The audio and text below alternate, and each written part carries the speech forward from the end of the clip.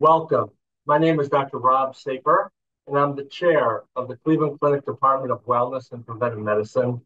And it's an honor to be able to speak with you today on preventing burnout, self-care for healthcare providers. Food is medicine. That is a critical theme that's been discussed at our conference these days.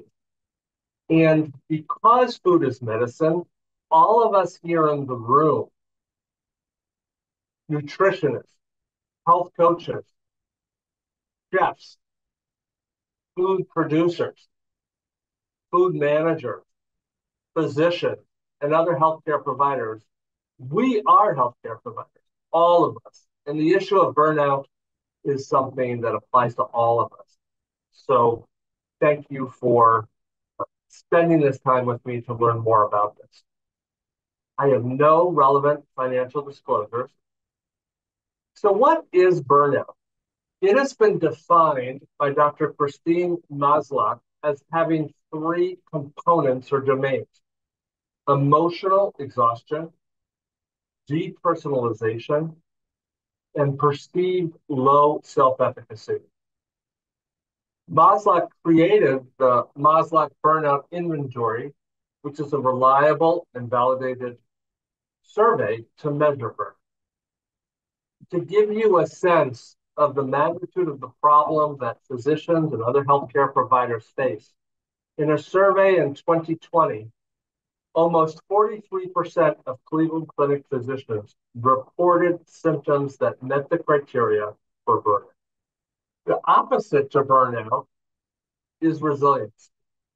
Resilience is the capacity to respond to stress in a healthy way, such that goals are achieved at minimal psychological and physical cost. Resilient individuals bounce back after challenges while also growing stronger in the process of facing that stressor. We, healthcare professionals, to be able to get to the place that we have gotten through our training and many years of schooling, we are by nature inherently resilient. The challenge is the stressors of healthcare may wear that resiliency down, and we have to learn ways to be able to replenish and restore it as we move through our workday. This is a model of caregiver or healthcare provider well-being and resilience that has been adapted by myself from the American Medical Association conceptual model to increase joy in medicine. At the center of this model is the well-being of caregivers or healthcare professionals. To the left are factors which either increase or drive up caregiver well-being, or alternatively can decrease it. And I've broken these factors into two key domains. The first domain is health system factors. These are external factors to ourselves, but part of our context of the system or employer or work setting we are in that may impact our well-being. What is the amount of work that we're being given to do? What is the support around us to accomplish the work?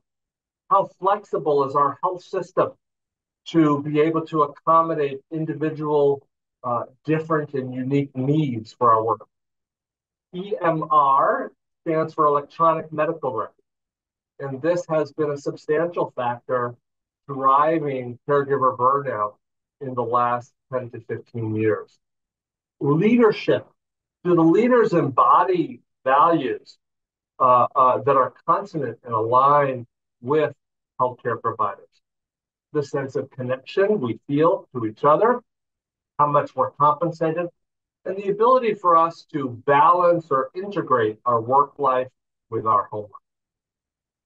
Separate from health system factors, a variety of individual factors can influence, either augment or decrease the effect of these health system factors. And that includes our individual health and well-being, the amount of social support we have outside of work, our loved ones, families, dear friends, the sense of purpose that we have in our work. To the degree that it is strong, it helps us get up in the morning and be able to better withstand some of the other stressors that we may face. And certainly sociodemographics, where we live, the color of our skin, our socioeconomics can all impact the degree to which health system factors may positively or negatively influence our caregiver well-being.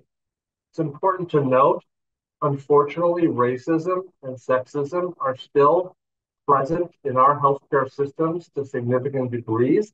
It is less overt than it is in the past, but these do have an impact on caregivers, both from colleagues, patients, and visitors on our well-being. When we look to the right of this, we see that caregiver well-being drives key variables that reflect the well-being of the organization. How well the organization retains employees, the degree to which employees and caregivers are fully present as opposed to absent, truly absent, or not fully active on the job. The productivity, health outcomes, patient experience, safety and quality, costs, revenue. These are all outcomes that healthcare system leaders care quite a bit about. And I argue that caregiver well-being drives these substantially. There are individual mediators that can impact the effect of caregiver well-being on organizational wellness, the degree of engagement, health and wellness, empathy, focus, and efficiency. So as we think about this model, what I want to share with you is that both institutional change and individual change are needed to help address burnout. There are important institutional factors that I just shared with you, which are out of the individual caregiver's control, but they do influence burnout quite a bit. And individuals have capacity to be able to replenish their own resilience, to be able to lift their well-being as best as possible.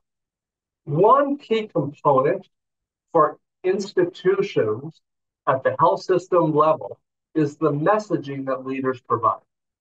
So here are three examples of messaging that we've tried to bring forth at Cleveland Clinic to create a culture of health and wellness. The health and well-being of our caregivers is central to the success of our organization.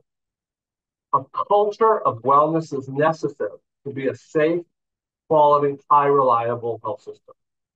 Recruiting and retaining a diverse, talented, thriving professional staff is central to our success.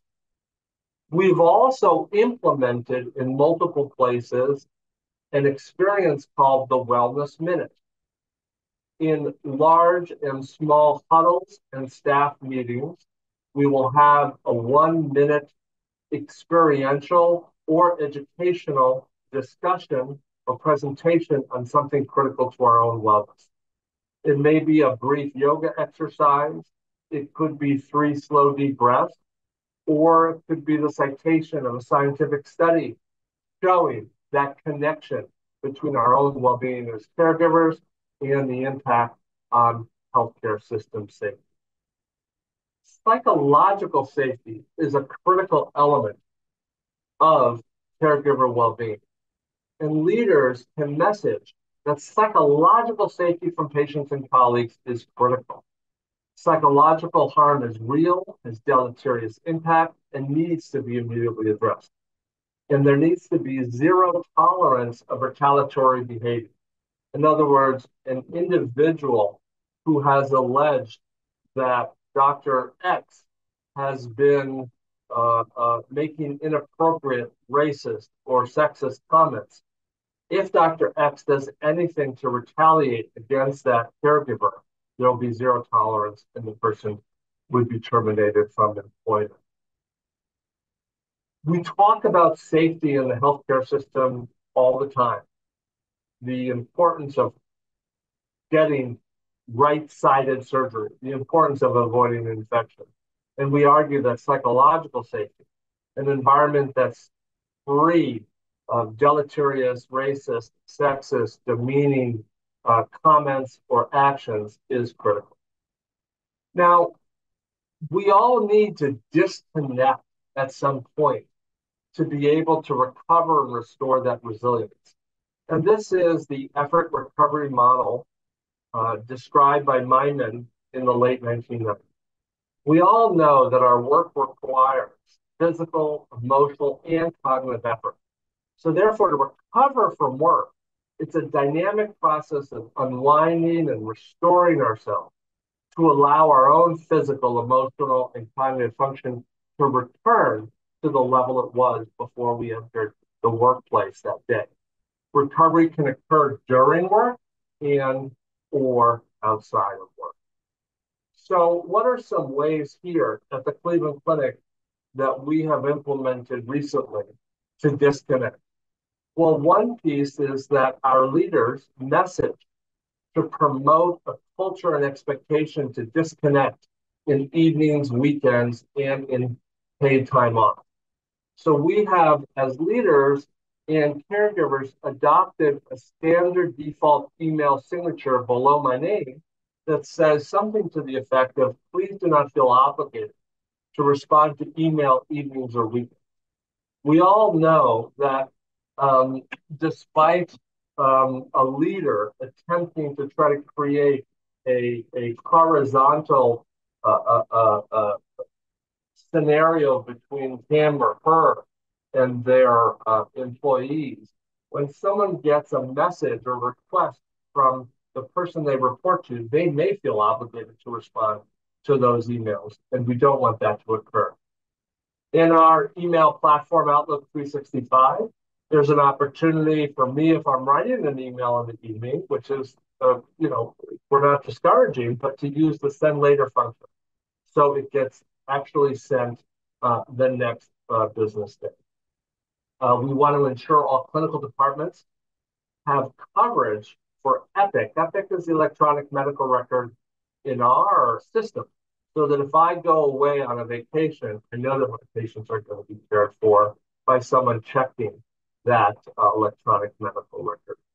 We're doing a lot of work also to improve the electronic medical record inbox to try to reduce the burden of inbox messaging, as well as using artificial intelligence to work as a scribe to be able to reduce some of the documentation that clinicians have in doing their progress.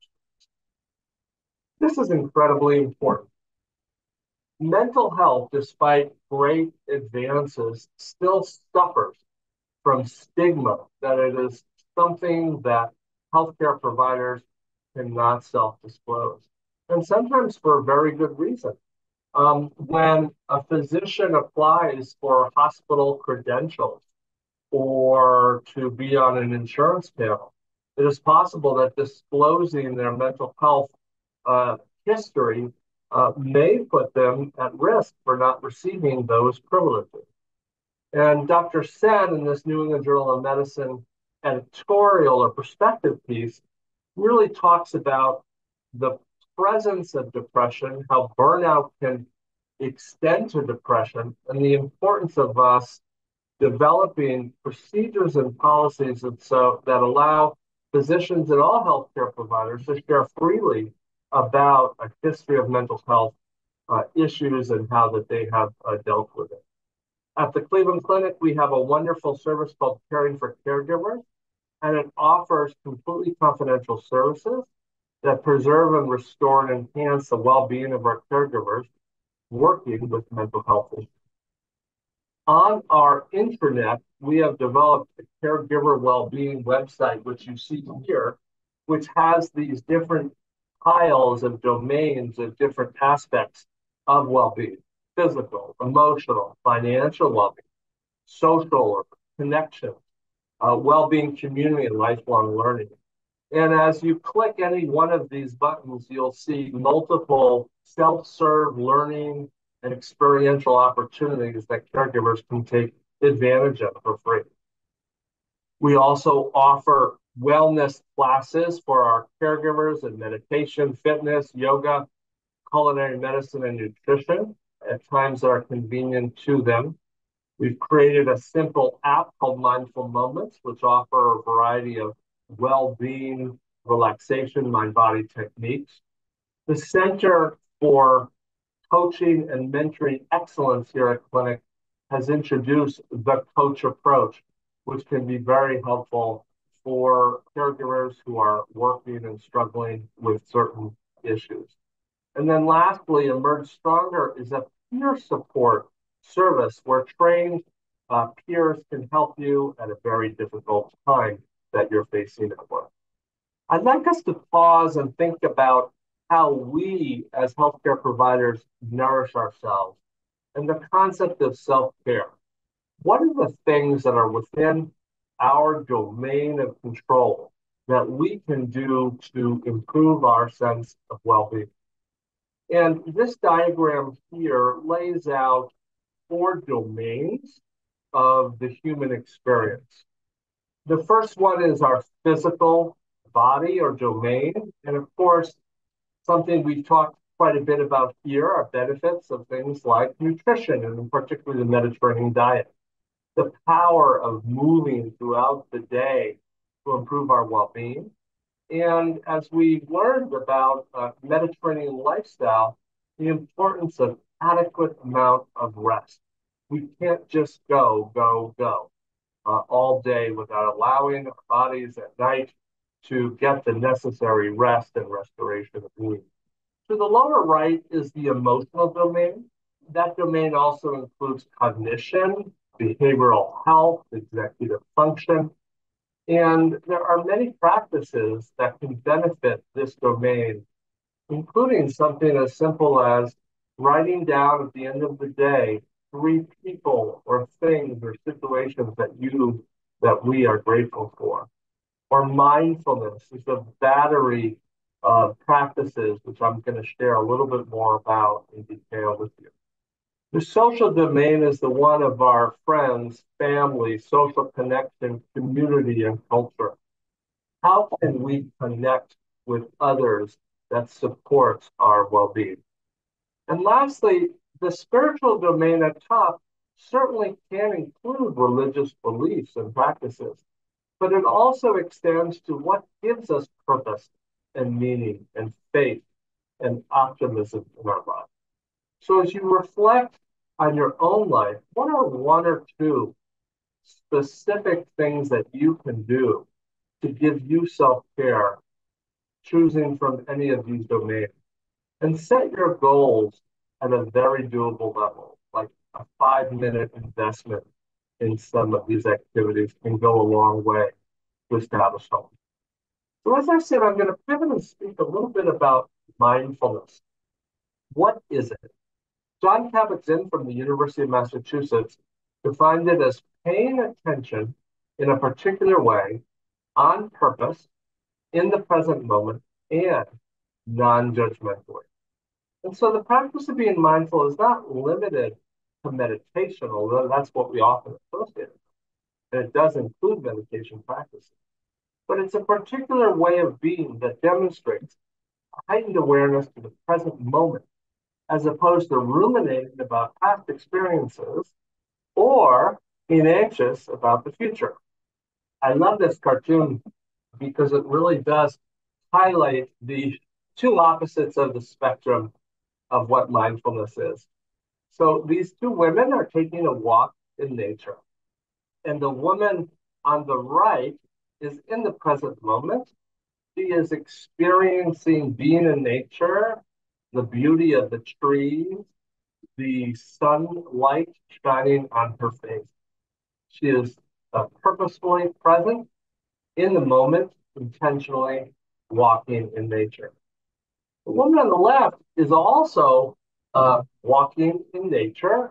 However, her mind is full of lots of thoughts. Got to bring the car in for a repair, making sure that we have enough money in the bank account to pay the bill. My kids' music lesson, use of iPads and devices for our kids, so forth and so on. We all have these thoughts.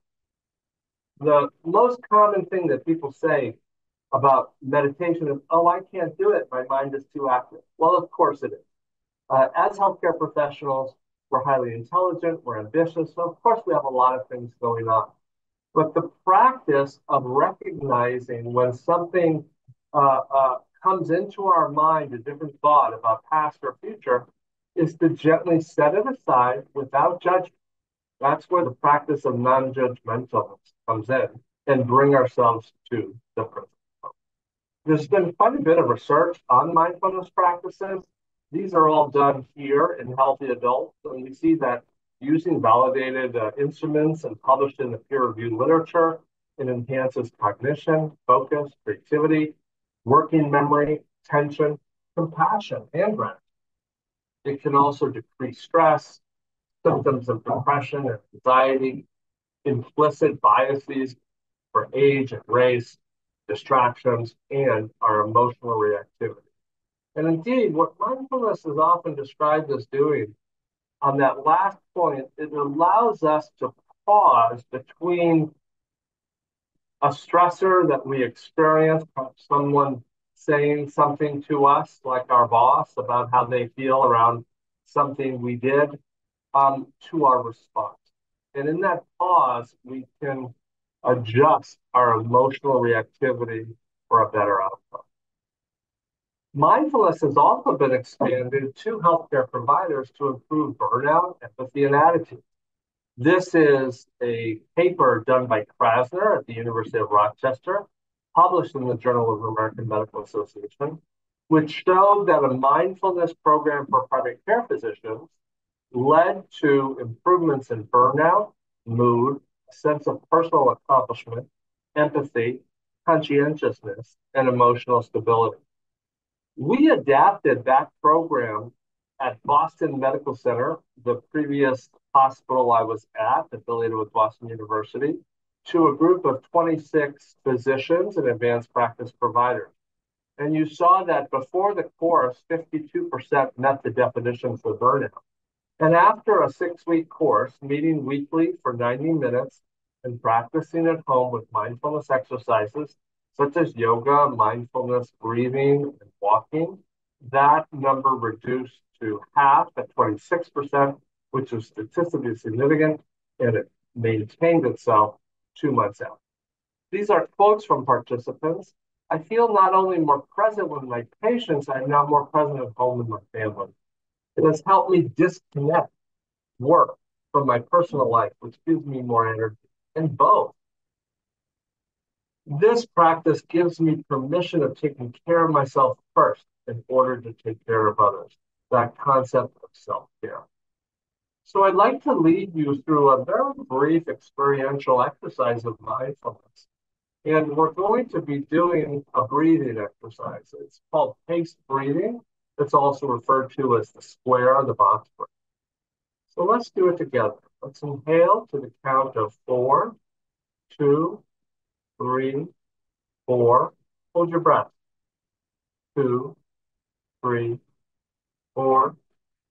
Exhale for 4, 2, 3, 4.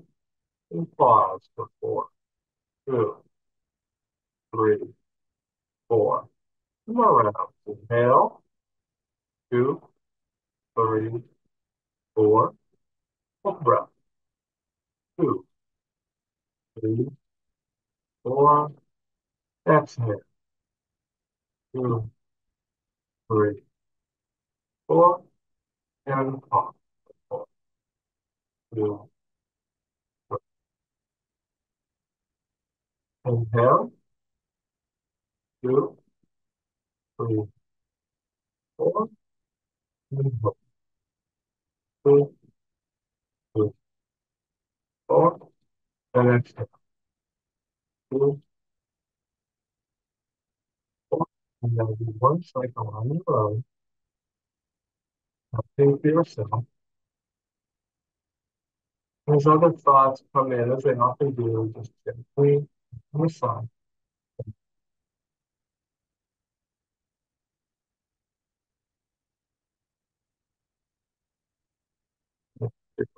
Exhale and look up, open your eyes.